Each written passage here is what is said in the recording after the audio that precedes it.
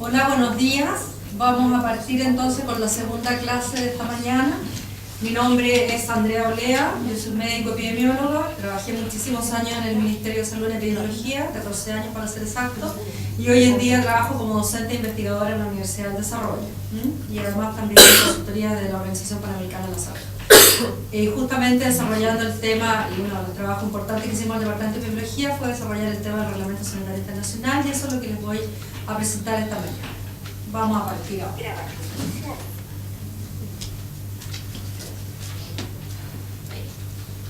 Bien, vamos a ver qué es el reglamento sanitario, por qué se hizo necesario el cambio del reglamento sanitario y el grado de implementación que tiene hasta el momento en Chile. Bueno, no sé, yo creo que ustedes habrán visto alguna vez, aquí está el librito del Reglamento Sanitario Internacional en su segunda edición. Démosle la otra. ¿Qué es?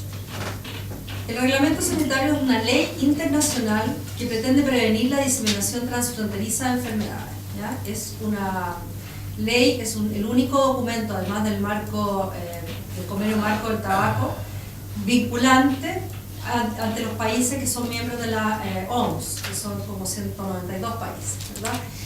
Es una ley que obliga a los países a cumplir lo que dice ahí, a todos aquellos países que suscriben, digamos, que son miembros de la OMS. En Chile, además, se hizo ley de la República en el año 2008, salió en el diario oficial el 23 de diciembre, así como regalo de Navidad, mediante decreto 230, no es que estaba pagado. Fue ley de la República desde diciembre del 2008, lo cual da un techo, un paraguas en realidad bastante bueno, porque a veces decir que un reglamento es vinculante internacionalmente no es lo mismo que decir que un reglamento es una ley de la República y por lo tanto tiene más peso legal y por lo tanto se pueden conseguir más recursos, etcétera, en beneficio a aquellos que propenden el reglamento. La siguiente. Bueno, ¿cuál es el propósito del reglamento sanitario? Además de ser, digamos, el gran fin, esta ley que impide, ¿verdad?, la diseminación transfronteriza de enfermedades. El propósito es prevenir, proteger, controlar la propagación internacional de enfermedades y proveer una respuesta de salud pública proporcionada y restringida a los riesgos para la salud pública, pero a la vez evitando las interferencias innecesarias con el tráfico y el comercio internacional. Es decir, requiere de un enorme equilibrio entre prevenirla y controlar la diseminación de enfermedades.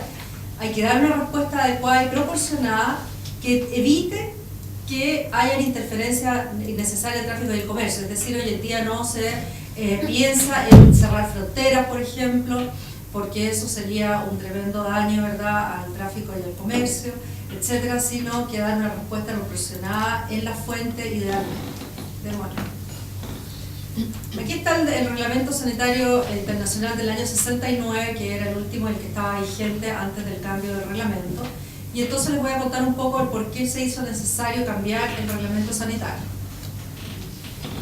El reglamento del año 69 hablaba de primero 4 enfermedades, después se modificó a 3 enfermedades, ¿verdad?, que era obligatorio, frente a ellas había que notificar internacionalmente.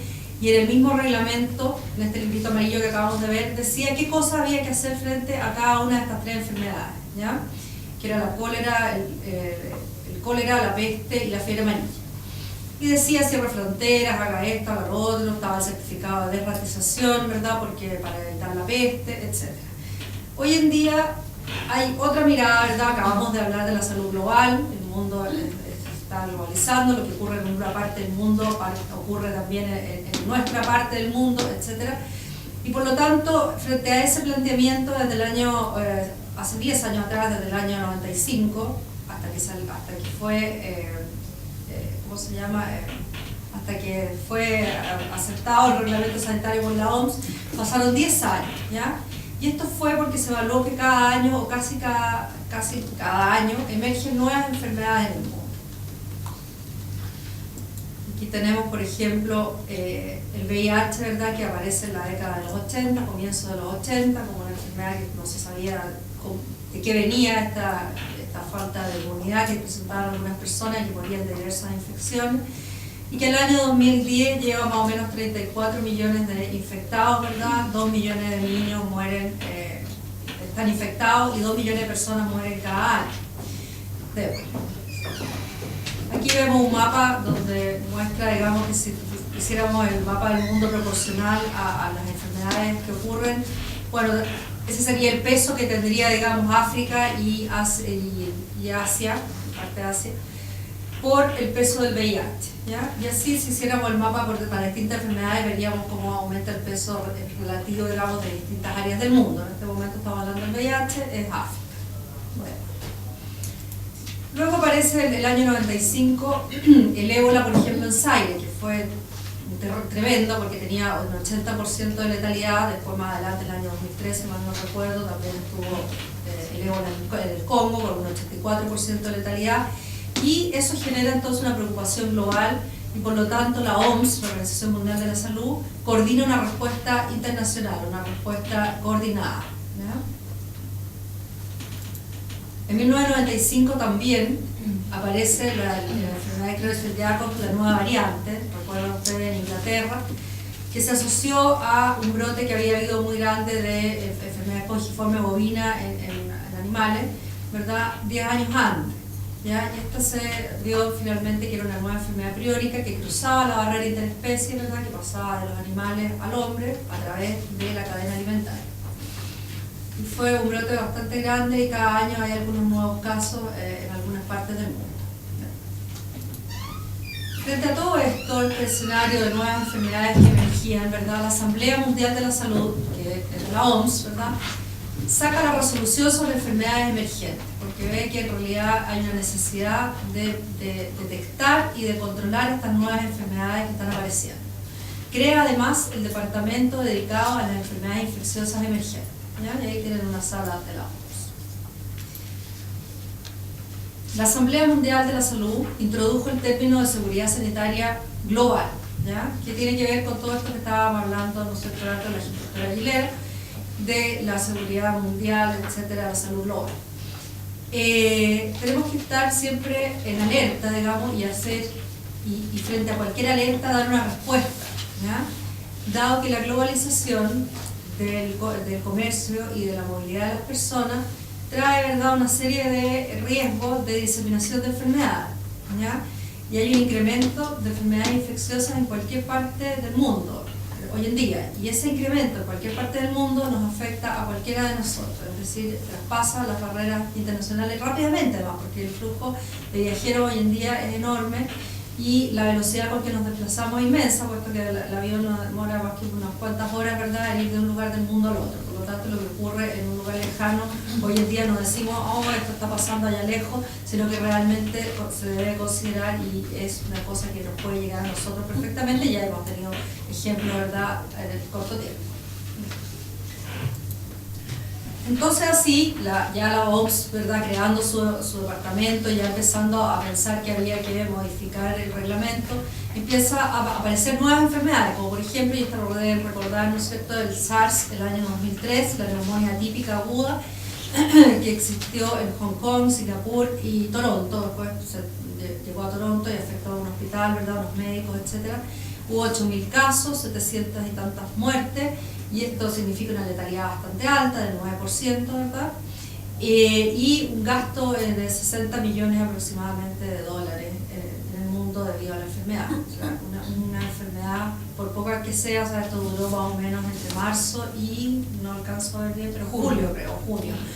¿Ya? Y así todo afectó a una serie de países y un gasto enorme de millones de dólares. Luego tenemos la influenza aviar H5N1, que todos recordarán que fue la causa y que lo que aceleró en el fondo la aprobación del nuevo reglamento sanitario internacional, porque la influenza H5N1 empezó a aparecer en una serie de países del mundo, ¿verdad?, y estaba relacionada, ¿verdad?, a todo el comercio de aves. Hay muchos países del mundo donde se venden en los mercados aves vivas, están enfermas, ¿no es cierto?, que no saben que están enfermas, las manipulan, duermen incluso con las aves en algunas partes. Ahí vemos una señora que está durmiendo sobre sus gallinas, la jovenita, y la señora en un saquito sobre ella.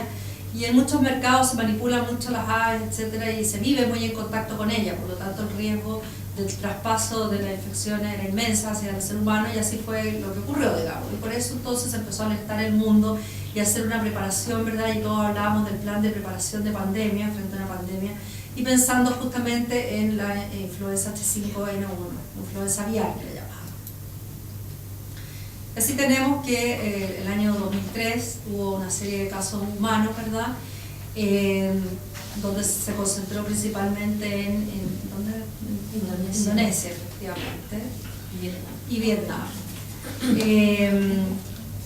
Esto tenía un 60% de letalidad, lo cual era francamente terrorífico, y así fue donde todos los países del mundo empezaron a hacer, y fue el primer compromiso que la OMS le pidió a los países que hicieran un plan de preparación frente a una pandemia, y pensando en una pandemia así de tremenda, o sea, una letalidad altísima, algo así como la pandemia de influenza de la gripe española, ¿no es cierto?, que había habido el año 18. Y luego el 58 tuvo una menor letalidad. Y las enfermedades infecciosas entonces continuaron amenazando y continúan amenazando a la humanidad, y esto es debido a la diseminación global más fácil que nunca, que ya lo acabamos de hablar. Es una amenaza inmensa para el esfuerzo global de eliminación y erradicación. Recordemos que hay países, que el mundo está, digamos, en la región de las Américas, en el plan de erradicación de la polio y del sarampión, también de la eliminación de la rubiola, y todo esto de que existan brotes en distintas partes del mundo son una amenaza tremenda para estos proyectos de eliminación y erradicación propuestos por la OPS, y que todos los países de las Américas estamos siguiendo. Que sí, bien saben, hemos tenido brotes de sarampión cuando la verdad no lo esperábamos, debido a que nosotros tenemos en América, de hecho, una alta cobertura de vacunación contra sarampión, y sin embargo, como hay bolsones en el resto del mundo, incluso en Europa, hemos tenido brotes importados de sarampión. Y las enfermedades continúan amenazando a la humanidad, y entonces, dale nomás. Pero no solo las enfermedades infecciosas, y eso fue lo que se conversaba en la OMS mientras se escribía este nuevo reglamento sanitario, no solo las enfermedades infecciosas emergentes eran lo que amenaza al mundo cada año, sino también desastres naturales, por ejemplo. Ustedes saben que los desastres naturales están siendo cada vez más frecuentes, y se refieren a una serie de desastres: las inundaciones, las tormentas, los terremotos, maremotos, calor y frío excesivo, ¿verdad? Que son raros hoy en día y están matando a la gente. En Europa ya ha muerto gente por los 40 grados que existen en algunas partes de Europa. Son un reto inmenso para los sistemas de salud pública, porque se ven simplemente colapsados frente a esta cosa aguda, digamos, de repente un terremoto que deja muchos heridos, etcétera, y además los hospitales caídos.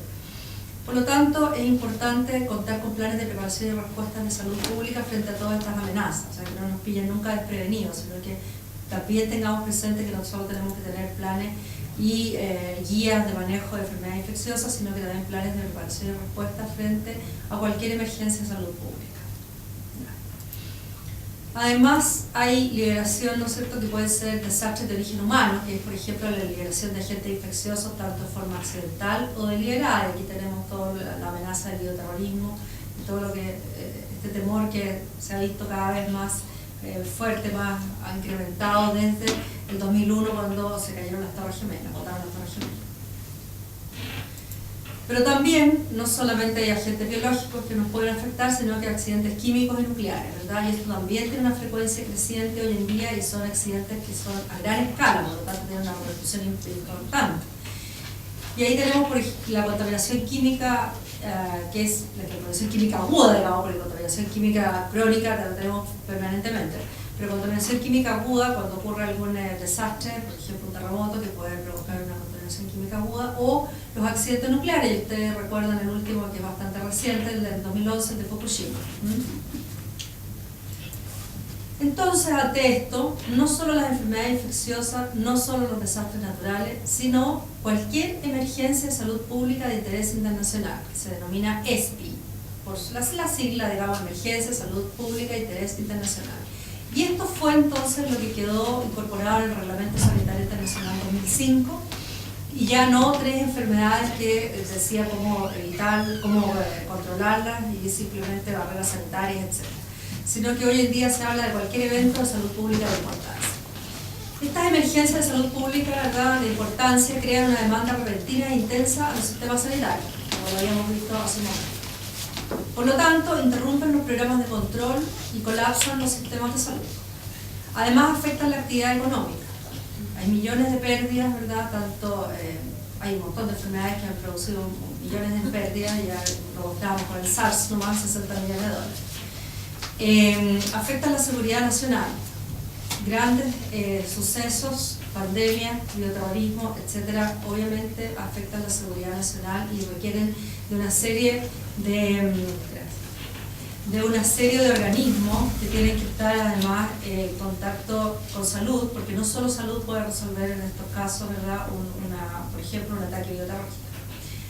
Y ahí viene entonces lo que dice la continuación, que afecta a muchos sectores: la agricultura, el turismo, la industria, el transporte, la defensa. Por lo tanto, todos los planes que hagamos, y eso es lo que propende y lo que pide el Reglamento Sanitario Internacional, la intersectorialidad. Es decir, todo lo que hagamos no solo lo tenemos que hacer desde salud, porque salud no puede contenerlo todo, sino estar en contacto y hacer los planes de forma intersectorial. Tiene que estar metido el Ministerio del Interior, el Ministerio de Agricultura, etcétera, la empresa privada.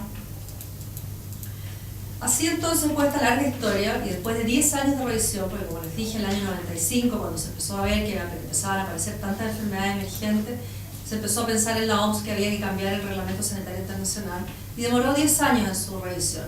Hubo una amplia participación de los países, y también demoró mucho debido a la amplia participación de países, pero que también tienen muy variados intereses, ¿verdad? Y cada uno defendía los propios, ¿verdad?, sobre todo los países grandes.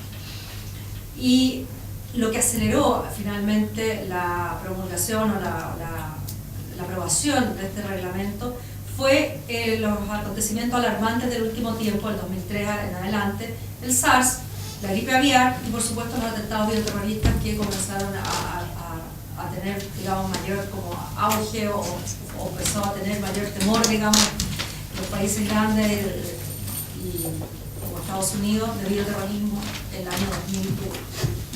Así, el 23 de mayo de 2005, en la Asamblea número 58 de la OMS, se adoptó un nuevo Reglamento Sanitario Internacional, ¿ya? Y este entró en vigor porque ahí se adoptó el reglamento, se aprobó, y se dio 2 años para que entrara en vigencia, y entró en vigencia en junio del 2007. Y aquí tienen el monito chico de arriba, es la primera edición del reglamento, y después una modificación de la traducción, y el que está vigente hoy en día es la segunda edición, que no cambia nada en el fondo, sino que es la forma de la redacción.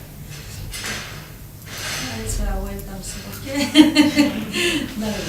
Y aquí tenemos el cambio de paradigma. Esto significó un cambio en el paradigma. Aquí tenemos el del 69, que es el libro amarillo, y la nueva edición 2005, ¿verdad?, con todo un cambio que dice, por ejemplo, que del control fronterizo, que era lo que decía el reglamento del 69, es decir, todo había que cerrar fronteras, etc. Hoy en día se dice que el control debe estar en la fuente, es decir, los países deben ser capaces de detectar las enfermedades o los eventos de salud pública que estén ocurriendo y ser capaces de detectarlos precozmente para poder controlarlos precozmente, ¿ya?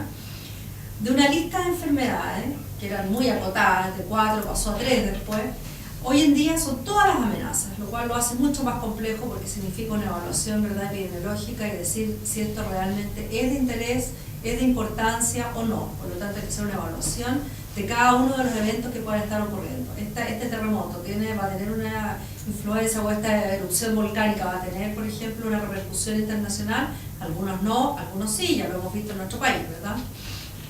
Y de medidas predeterminadas que estaban dadas en el reglamento anterior, decía cierre fronteras, haga esto, haga lo otro. Aquí no es así, aquí dice que tenemos que dar una respuesta adaptada de salud pública, es decir, tenemos que pensar qué hacer frente a esta emergencia en particular. Por lo tanto, esto significa un enorme cambio de paradigma donde hay un montón de gente que debe estar involucrada, donde debemos darle pensamiento a lo que está ocurriendo y debemos ver cuál puede ser la respuesta más adaptada a salud pública sin interferir, recuerden, con el tráfico y el comercio en especial.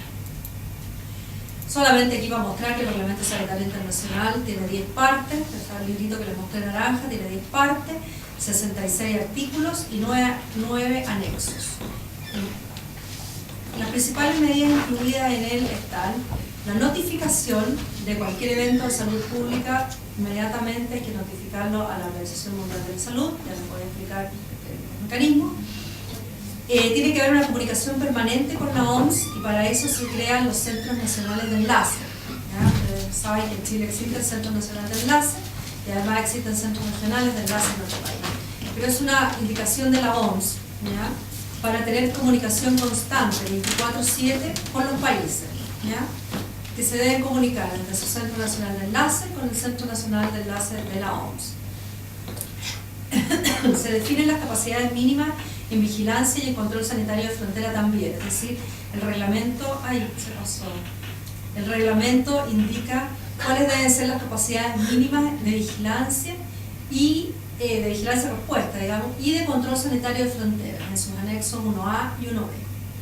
Además, recomienda medidas de salud pública para el manejo de emergencias internacionales y considera la asesoría externa para aplicar el reglamento sanitario internacional, es decir, hay que contar con el estado de expertos, tanto nacionales como internacionales. Existe un comité de emergencia y un comité de examen en la OMS para poder prestar asesoría. Bueno, como decíamos, de las cosas más importantes que tiene el reglamento es que dice que frente a cualquier evento de salud pública de importancia internacional uno debe notificar. ¿Qué significa un ESPI? Es un suceso extraordinario que constituye un riesgo para la salud pública de otro Estado, porque por eso es de riesgo internacional, ¿verdad?, para otro Estado, por su capacidad de diseminación internacional y ante el que se puede necesitar una respuesta internacional coordinada. Podemos necesitar una respuesta suprarregional, podemos necesitar una respuesta directamente desde la OMS, una respuesta en el fondo coordinada mundial. Aquí tenemos, bueno, no se ve mucho, pero es en colores el algoritmo que aparece en el anexo 2 del Reglamento Sanitario Internacional, que ahí sin colores, digamos, aquí tratamos de hacerlo más claro, pero bueno, igual se ve un poco. Pero en el fondo, la columna de la mano, el rectángulo de la mano izquierda, dice que frente a cualquiera de estas enfermedades que son la viruela, la polio por virus salvaje, la gripe humana por un nuevo subtipo o el SARS, deben ser notificadas si haya un solo caso, ¿ya? Inmediatamente esa enfermedad debe ser informada a través del Centro Nacional de Enlace a la Organización Mundial de la Salud, ¿ya? Eso indica el reglamento sanitario. El rectángulo de la mano derecha, el que está en el color lila, dice que hay que aplicar el algoritmo, que es el que se muestra aquí, frente a algunas enfermedades que se identifican en este. Dice cólera, peste neumónica, fiebre amarilla, etc. Hay un listado grande, ahí hay algunas de las enfermedades de hecho. Y frente a esas enfermedades debemos aplicar el algoritmo que dice si tiene una repercusión grave de salud pública o no, sí o no. Si luego va pasando a la otra pregunta, dice si se trata de un evento inusitado o imprevisto. Si se trata de un riesgo significativo de propagación internacional o si existe un riesgo significativo de restricciones a los viajes y al comercio internacional. ¿Ya? Se va pasando cada una de estas enfermedades por estas 4 preguntas y si 2 de estas respuestas son sí, entonces sí se considera que es un evento de salud pública de importancia internacional. Entonces aquí, los criterios de acuerdo al algoritmo son los que les acabo de decir. Las 4 preguntas son si tiene repercusiones graves de salud pública, si el evento es inusitado o imprevisto, es decir, no se esperaba para esta región o lugar o país, si tiene un riesgo significativo de propagación internacional, porque a lo mejor se encuentra en un lugar, no sé, de mucho turismo, etc., o si tiene riesgo de restricciones internacionales a los viajes o al comercio, que vayan a imponerse estas restricciones debido a lo que nos está pasando. Si 2 de estas son sí, inmediatamente se notifica a la OMS. Y la OMS hace la evaluación final si efectivamente se trata o no de un evento de salud pública de importancia internacional. Es la OMS la que lo define y finalmente lo publica en su página del IHR, que es el RCI, digamos, sus siglas en inglés, y informa entonces a todo el mundo que hay tal problema en tal país. Además, el reglamento sanitario define las capacidades básicas por nivel, ¿ya? Y define a nivel local, intermedio, nacional e internacional cuáles son las funciones que le caben. El nivel local tiene la gran función de la detección. Es sin lugar a dudas el nivel local, ¿verdad? Todo lo que tiene que ver con la atención primaria, hospitales, etcétera, clínicas privadas, incluso puntos de entrada, los que pueden detectar un evento inusual. Por ejemplo, que venga alguien con viruela, jefa se llama ejemplo terrorífico, pero podría ser, ¿verdad? Esa detección no la vamos a hacer más que en el nivel local. El nivel local, ante la detección, tiene que obligadamente informar al nivel superior, ¿verdad? Al nivel intermedio a la Ceremi. Y, por supuesto, si le cabe, hacer un control preliminar. El nivel intermedio debe confirmar esta sospecha de lo que están detectando en el nivel local, debe dar una respuesta o operar en la respuesta, ¿verdad?, del nivel local y hacer una evaluación de lo que está ocurriendo. Y además informar inmediatamente al nivel nacional si es que corresponde, porque realmente se trata de un evento de salud pública de importancia. El nivel nacional también hace una evaluación. Si es un ESPI, es un evento de salud pública de importancia internacional, inmediatamente avisa a través del Centro Nacional de Enlace al nivel internacional, que es la OMS, ¿ya? Y además el nivel nacional tiene que apoyar en dar la respuesta de salud pública si es que todo es un problema bastante grande, digamos, suprarregional o nuevo o raro, etcétera. Es el nivel nacional el que tiene la obligación de colaborar en la respuesta. Y el nivel internacional va a dar la alerta, ¿verdad?, al resto de los países, va a cooperar con una respuesta internacional y va a pedir que verifiquen que efectivamente se trate de lo que se está diciendo. De hecho, la OMS pide verificar en un plazo máximo de 48 horas. Aquí está lo mismo, pero en monito. Está el nivel local, los hospitales, los centros de atención, el nivel Ceremi, el nivel nacional y el supranacional, que es la OMS, que le va a dar la alerta al resto de los países si efectivamente está ocurriendo algo. Aquí vamos a ver un poco la comunicación y los flujos de información. Tenemos que hay una red, ¿verdad?, que es de la OMS. La OMS tiene una serie de instituciones regionales, que hablaba la doctora Aguilera, ¿verdad?, que la OPS, la Organización Panamericana de la Salud, que se creó primero que la OMS, hoy en día es parte de la OMS y es la oficina regional para todas las Américas, ¿no? Está también la de Europa, la de los países africanos, en fin, de Asia, de Oceanía, etc. Y cada uno de estos centros regionales, oficinas regionales, reciben información de cada uno de los centros nacionales de enlace de los países a los cuales ellos responden. Y las oficinas regionales le informan a la OMS, ¿ya? La OMS a la vez publica en su portal lo que está ocurriendo y además ayuda con las respuestas a través del GORN, que es el grupo de alerta y respuesta de la OMS, y les informa, ¿verdad?, a los estados partes y les coopera a los estados partes. Según el Reglamento Sanitario 2005, el Centro Nacional de Enlace debe estar accesible, ya se lo había dicho, ¿verdad?, permanentemente 24/7 para comunicarse con la OMS. Así, los Centros Nacionales de Enlace, que es el punto focal para el Reglamento Sanitario, tienen la obligación de notificar a la OMS, de mandar reportes y también de hacer consultas. Si uno tiene dudas, también tiene que preguntar. Y la OMS, a la vez, el punto de contacto de la OMS, tiene la obligación de verificar, y eso es lo que hacen, y piden la verificación de entre 48 horas, de informar también lo que está ocurriendo en otros países y de dar recomendaciones si es necesario, ¿ya? Ahí para que vean cuál es el centro de enlace de Ginebra, la OMS, y el nuestro, Chile, se encuentra en el Ministerio de Salud, ¿ya?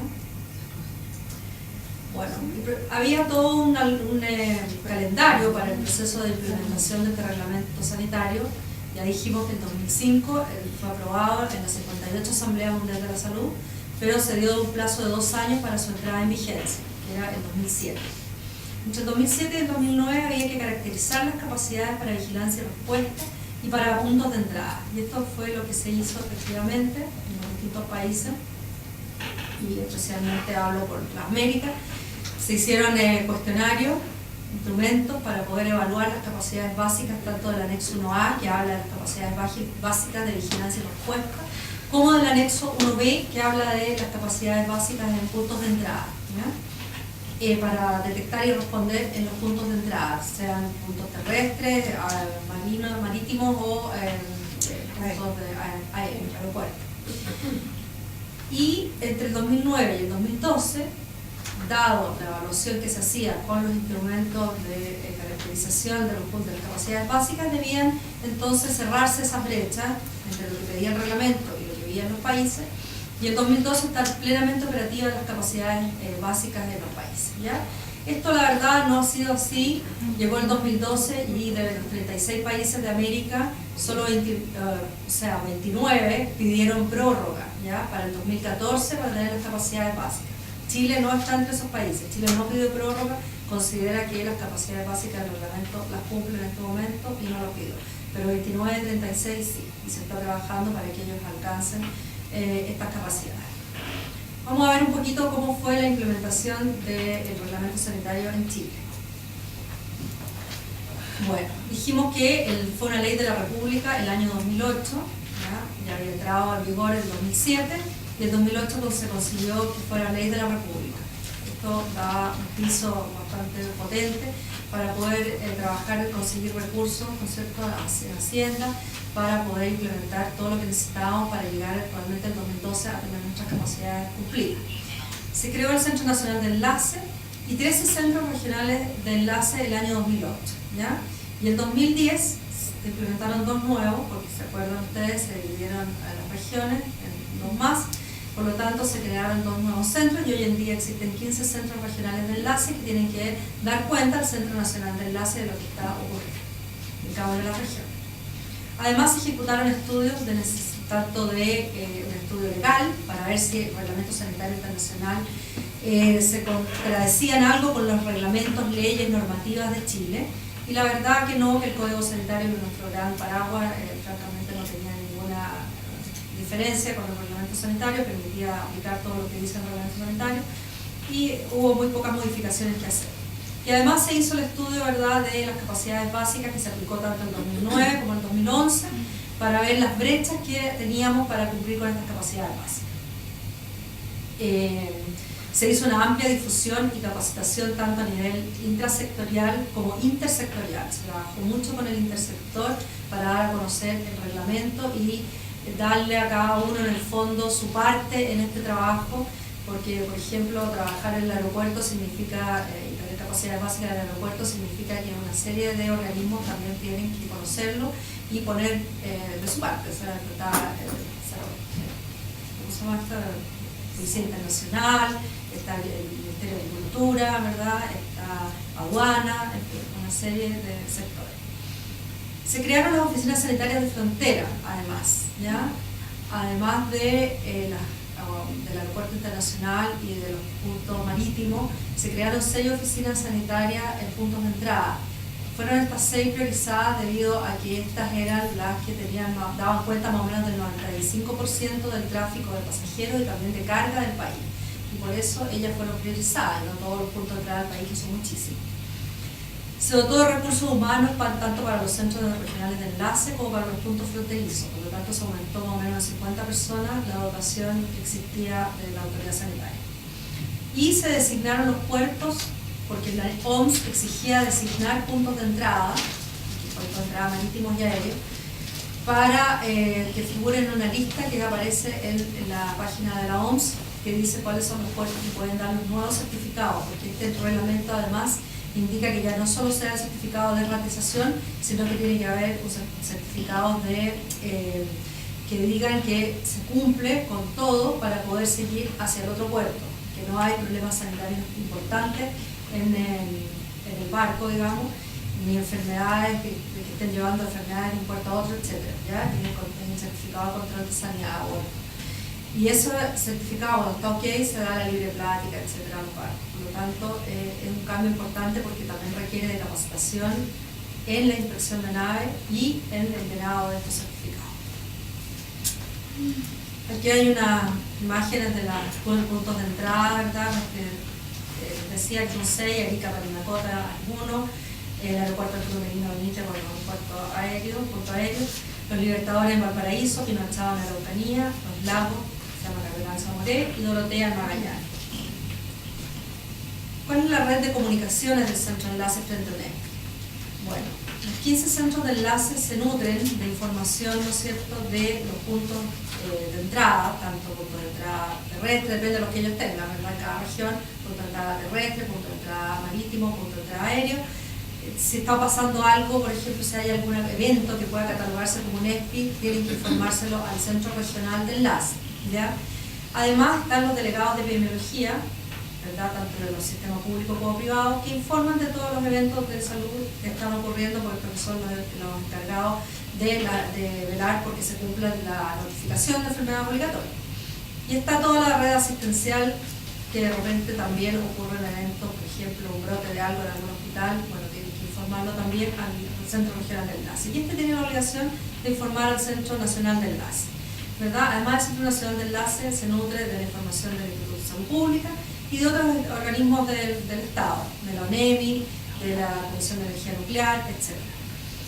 El Centro Nacional de Enlace obviamente informa a las autoridades de salud y también, si es que corresponde y si se trata de un evento de salud de importancia internacional, porque esa evaluación se hace a nivel nacional, a nivel del Ministerio, se informa a la OPS OMS, al Mercosur y al convenio Hipólito Unanue que nosotros tenemos con la red de países andinos.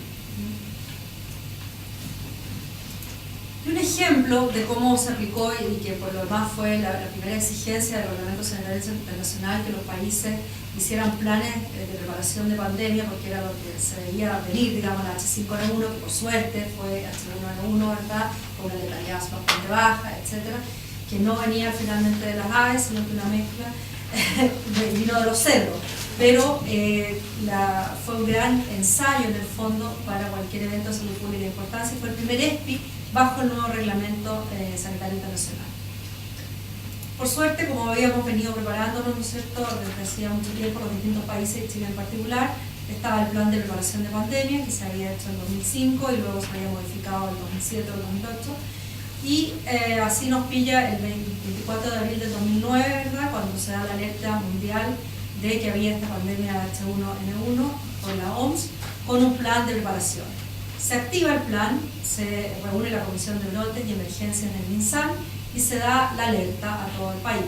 Además, se empieza con un plan de contención que luego pasó rápidamente a mitigación, y eso ha sido alabado por muchos países, y que muchos países de América, de hecho, retrasaron mucho, siguieron con la contención cuando en realidad lo que ya correspondía hacer era la mitigación. Uno ante la influenza, la verdad es que contención es poco lo que puede hacer, se transmite rápidamente, uno parece que está sano, pero le está transmitiendo al que está al lado, por lo tanto, lo más lógico ahí es actuar en la mitigación, que significa detectar rápidamente los casos y tratar, ¿verdad? Y así tuvimos una letalidad muy baja e incluso muy llamativa para el resto del mundo, y por ejemplo, donde hubo muchísimas embarazadas muertas en el resto de los países, Chile solo tuvo una. Y eso fue justamente por el plan de mitigación que se tenía preparado desde hace tiempo, y darle oseltamivir, por ejemplo, rápidamente a las embarazadas y a los grupos de riesgo que estaban definidos. Bueno, RCI en acción entonces significó que el 11 de abril se verifica el brote de infección respiratoria aguda en La Gloria, en México. El 17 de abril, una semana después, se verifica el brote en otra ciudad. El 18 de abril, Estados Unidos notifica un nuevo virus, que es el H1N1. Y el 24 de abril, entonces, se confirma la presencia de este nuevo virus en México, y llega un primer equipo, que yo les hablaba del GORN, de esta respuesta rápida, ¿verdad?, de la OMS, a México. El 25 de abril, el director general convoca al comité de emergencia, y este director general de la OMS declara efectivamente ante el mundo que estamos frente a un ESPI, ¿ya? Y convoca, bueno, una segunda reunión el 27 de abril, y el 29 de abril se da la alerta epidémica que pasa desde la etapa 4, la fase 4, a la fase 5, es decir, ya estábamos en etapa pandémica. El 11 de julio se convoca a una reunión en el Centro de Enlace en Chile y se declara la pandemia, y entonces empezamos a aplicar nuestro plan de preparación de la pandemia, y pasamos rápidamente, como les decía, de una etapa de contención a una de mitigación, que fue bastante exitosa. Por supuesto, siempre hay crítica a todos los manejos, a los nuestros, pero la OMS tampoco se sabe. La OMS sobre todo fue bastante criticada durante la pandemia y después. Dicen algunos que nunca existe la pandemia y que fue un invento, ¿ya? Y frente a eso, bueno, hay evidencia que no fue, pero eso se dijo, ustedes lo deben saber. La OMS cambió la definición de pandemia a última hora, sacando el término de gravedad. Simplemente se dejó el término de cuán expansiva era, cómo se diseminaba, la gran diseminación que tuvo, pasaba de un continente a otro rápidamente.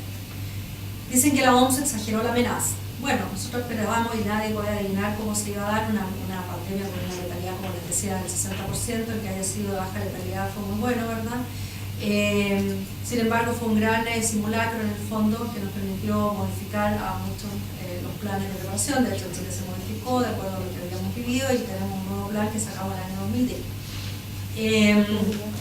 La OMS dice también que declaró la pandemia para aumentar las ganancias en la industria farmacéutica, entonces todo lo habrán oído muchísimo, ¿verdad? Rendidos sin vivir, etc. Entonces era la gran suplicacia. Respecto al comité de emergencia, todo el mundo decía que había un misterio de parte de sus integrantes, nadie sabía quién eran los integrantes.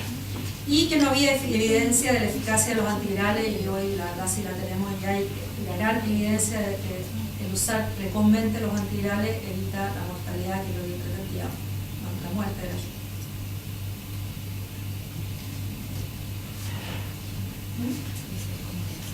Sí, aquí tenemos el comité de examen del reglamento, que en primer lugar tiene que tuvo que evaluar el funcionamiento del reglamento sanitario internacional. Y dice, llegó a la conclusión que el RCI ayudó a afrontar la emergencia de salud pública, en este caso frente a la pandemia. Las capacidades básicas aún no se despliegan plenamente y no parece que vayan a implementarse a tiempo en todo el mundo, y esto se lo acabo de decir, de los 36 países de Latinoamérica, solo 29, al revés, 29 pidieron prórroga, o sea, la diferencia que son 7 no la pidieron, ¿ya?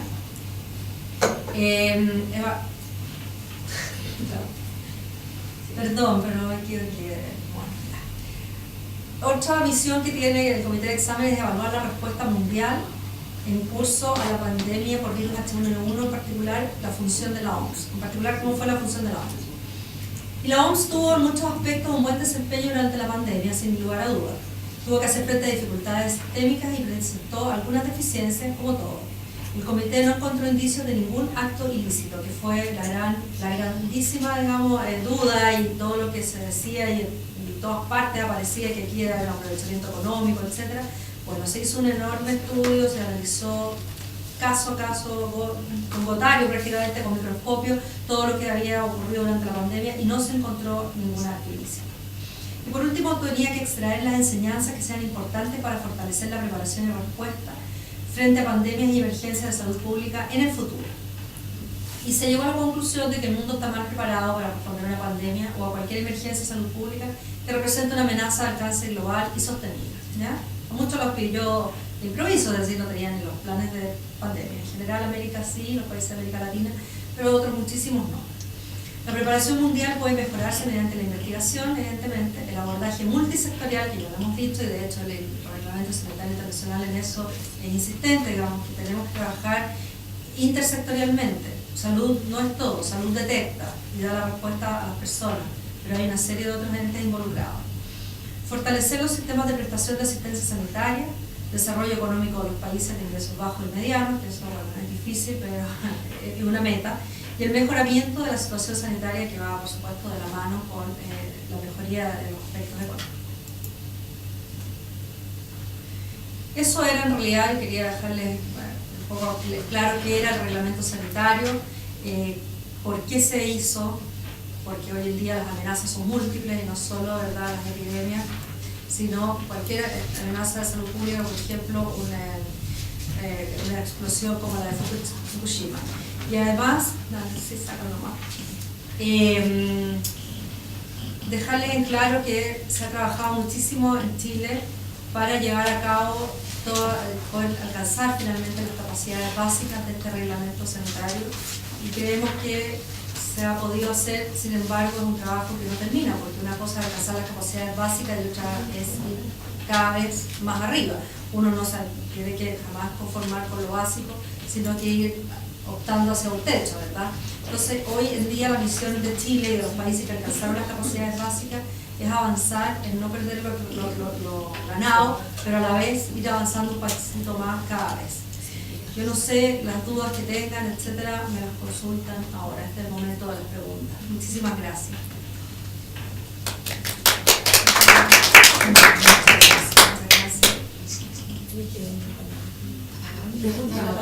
Da la palabra. Arica, ¿tiene alguna pregunta? Paso. Iquique.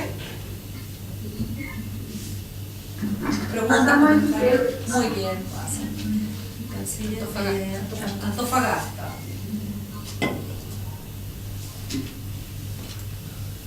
Antofagasta. Dormida.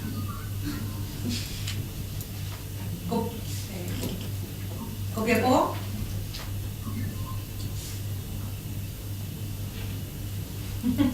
Nadie. Están todos dormidos. Coquimbo. Se está devolviendo. Valparaíso. Valparaíso. Valparaíso, pasamos, no estamos dormidos, estamos sumamente interesados y digo, agradecemos la claridad de la exposición y ha generado mucha discusión también dentro de temas clásicos, el imperio de los fármacos, el tema de hecho, pero gracias. Higgins. Todo y gracias por la claridad de la exposición. La metropolitana, tanto aquí el Auditorio de Salud Pública como la metropolitana. Moneda puede ser bolívares.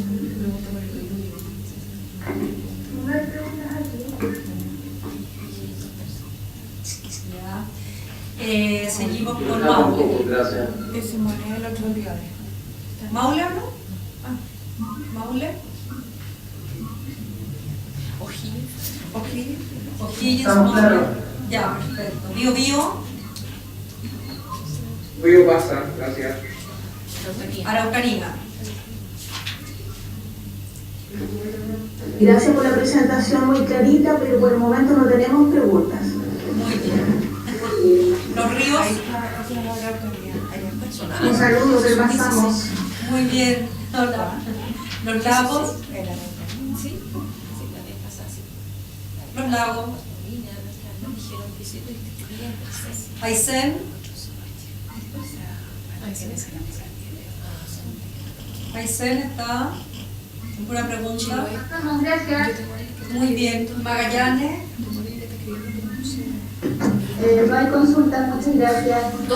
Muy bien. Todo clarito entonces. Gracias. Chao.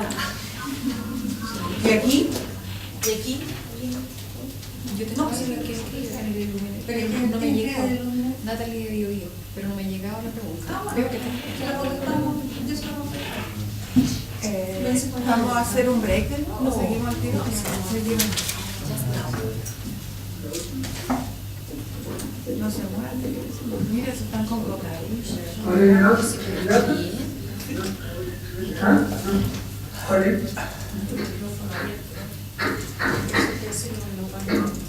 Hay un micrófono abierto.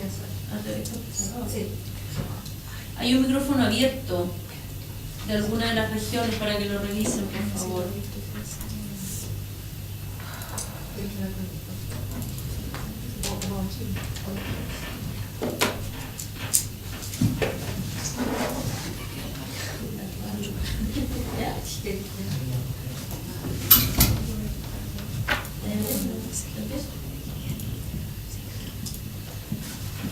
Bueno, muy buenos días, casi buenas tardes ya, ya son más de las 12. Mi nombre es Claudia González, yo también soy docente investigadora en la Universidad del Desarrollo y también trabajé muchos años acá en el Ministerio de Salud. Así que conozco más o menos la realidad y la forma de trabajo del Ministerio y de la Ceremi. Lo que yo les voy a presentar hoy día es el otro gran marco legal internacional, ¿no? Que vinculante, aparte del reglamento sanitario, hay dos grandes instrumentos. Uno es el reglamento sanitario que ustedes acaban de escuchar, internacional, y el otro es el convenio marco para el control del tabaco. El convenio marco para el control del tabaco. Estos son los únicos dos instrumentos legales vinculantes, quiere decir que los países, una vez que lo firman, están obligados a ejecutarlo. Ambos instrumentos han sido ratificados por los países y se convierten en ley de la República. Hay otros tratados internacionales que si bien son firmados por los países, no tienen esta vinculación legal, digamos, esta obligatoriedad de implementación. Este es el primer tratado internacional. Este tratado internacional es anterior incluso al Reglamento Sanitario Internacional. Es el primer tratado internacional negociado con los auspicios de la Organización Mundial de la Salud. La verdad es que la idea de empezar a regular el tema del tabaco parte en 1994, ¿no? Donde surge esta posibilidad de usar la institución o las instancias legales que tiene la Organización Mundial de la Salud para hacer un tratado mundial. Se incorporaron en esta negociación todas las agencias internacionales relevantes como son el Banco Mundial, la UNICEF, el Health Canada, el CDC, etcétera, ¿no? Con el fin de contribuir a poner de acuerdo a los países en torno a cómo controlar el tabaco. De hecho, una de las primeras cosas que se hicieron fue establecer sistemas de monitoreo del uso de tabaco, ¿no? Uno de estos fue la encuesta mundial de tabaquismo en escolares, que fue uno de los primeros mecanismos para medir el uso de tabaco en escolares, y que Chile ya hemos realizado, lo hemos realizado 2 veces, creo, ya se ha aplicado 2 veces acá. Uno de los problemas grandes que tuvo todo este proceso fue el tratar de monitorear qué es lo que estaba pasando o asegurar, digamos, que la industria tabacalera no influyera en el proceso de las negociaciones. Y esto fue muy difícil, porque si ustedes se pueden imaginar que el tabaco es una industria muy millonaria, que mueve muchos millones, y por lo tanto a ellos no les interesaba de ninguna manera que este convenio se llevara a cabo.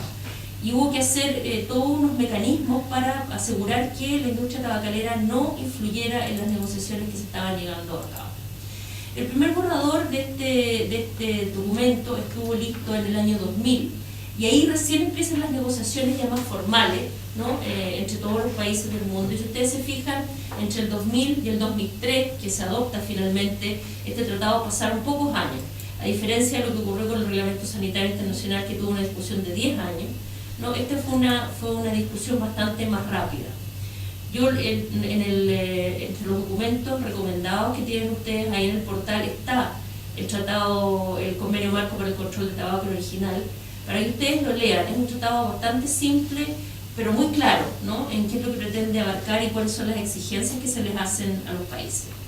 Este tratado entró en vigor, ¿no es cierto?, el año 2005, y como yo les decía, es uno de los que más rápidamente se han adoptado en la historia de las Naciones Unidas. Esto fue como un gran acuerdo internacional, ¿no? Donde todos los países estuvieron de acuerdo que implementar esto era terriblemente necesario por la situación que estaba ocurriendo y que vamos a ver más adelante. El gran objetivo de este convenio, ¿no es cierto?, es proteger a las generaciones presentes y futuras contra las consecuencias del consumo y la exposición al tabaco, ¿no? Entregando un marco de acción para implementar las medidas de control, ¿no?, a nivel tanto nacional como regional como a nivel internacional, para poder reducir de manera sustancial el aumento constante que se estaba viendo en la prevalencia del consumo de tabaco y la exposición, ¿no?, al humo de tabaco. ¿Y cuáles fueron las razones, ¿no es cierto?, que llevaron a la necesidad de hacer este gran acuerdo mundial en torno al control del tabaco? Si ustedes se fijan, los países se dieron cuenta de que había una globalización tremenda de la epidemia del tabaco, es decir, ya no eran solo algunos países, sino que en todo el mundo, ¿no es cierto?, se podía hablar de una epidemia de tabaquismo, ¿ya? Había suficientes pruebas científicas, ¿no?, que confirmaban que los daños que producía el tabaco, tanto a nivel de mortalidad, morbilidad como discapacidad, ¿no?, y que el problema que tenía es que las consecuencias o estas enfermedades no aparecían en el momento en que la gente empezaba a fumar, sino que eran consecuencias que aparecían 20 años después, ¿ya? Y por lo tanto era difícil hacer entender a las personas que algo que estaban haciendo ellos hoy día iba a tener consecuencias 20 años más tarde. Y que además todos los cigarrillos y todos los productos elaborados con tabaco estaban diseñados de tal manera, de una manera tan sofisticada y hábil, que hacían que la gente se hiciera dependiente, ¿ya? Y que muchos de los compuestos que tiene los productos del tabaco eran tóxicos, eran mutágenos y eran cancerígenos. ¿Ya? Frente a toda esa, y también otra cosa importante, que era la exposición prenatal al humo de tabaco, ¿no? Era adversa para el desarrollo de los niños. Toda esa evidencia, ¿no? Hizo que los países se pusieran de acuerdo en que era realmente importante hacer un acuerdo mundial para enfrentar este gran problema sanitario. Aquí simplemente como forma de recordatorio tienen ustedes una imagen, ¿no? En que se pueden ver las consecuencias causadas por el tabaquismo y la exposición a humo tabaco secundario al tabaco. A la izquierda tienen ustedes algunas de las consecuencias causadas por el tabaquismo y en la figura de la derecha aquellas causadas por la exposición al humo secundario de tabaco. Y ustedes pueden ver que son muchas, ¿no? Y la verdad es que ya ha sido documentado claramente las influencias negativas y las consecuencias negativas que tiene el tabaco. Fíjense ustedes que se estima, ¿no es cierto?, que el año 2050 se van a haber producido 520 millones de muertes debidas al consumo de tabaco. Entonces, la verdad es que es algo preocupante, ¿no? Se dice que entre de las muertes que se producen, ¿no es cierto?, el 33% de las muertes van a ser por neoplasias malignas, es decir, más de 2 millones de muertes, el 29% es por enfermedades respiratorias, otro 29% va a ser atribuido a enfermedades cardiovasculares, etc. Y todas estas, ¿no es cierto?, su causa y su origen es el consumo del tabaco, ya sea el consumo directo o la exposición al humo del tabaco. Una de las cosas interesantes es que nos dicen es que toda sociedad pierde la oportunidad de obtener o comprar algo importante cuando tiene que destinar recursos valiosos a tratar enfermedades relacionadas con el tabaco. Y este es un estudio que se hizo, que está publicado en el Tabaco Atlas, que es un estudio que hicieron en el Banco Mundial, donde se calcularon, o sea, se estimaron, digamos, la cantidad de recursos que se gastaban en los distintos países para mitigar las consecuencias que tenía el uso del tabaco en la salud de las personas, es decir, para tratar a las personas que tenían enfermedades relacionadas con el tabaco, y se equiparaba a algún otro programa de ese mismo país, ¿no es cierto?, que si se hubiera contado con los recursos destinados a tratar estas enfermedades se hubiera podido aplicar. En este caso, por ejemplo, Chile, ¿no es cierto?, comparan lo que se gastó en el año 2008, que fueron más de 1.140 millones de dólares, ¿no?, que podría haberse aplicado a un programa de seguridad pública, ¿no? Entonces se gastan recursos valiosos de una sociedad en tratar las consecuencias del consumo de tabaco, de recursos que uno podría haberlos utilizado en algo mucho más productivo y beneficioso. ¿Cuáles son las disposiciones clave, ¿no es cierto?, del convenio marco? La verdad es que hay dos grandes ámbitos en los que quiere influir el convenio marco. Por una parte, pretende reducir la demanda o influir en que se reduzca la demanda de consumo de tabaco, y por otro, reducir el suministro de tabaco, ¿ya? Por ejemplo, lo que dice el convenio marco es que los países tienen que implementar medidas de tal de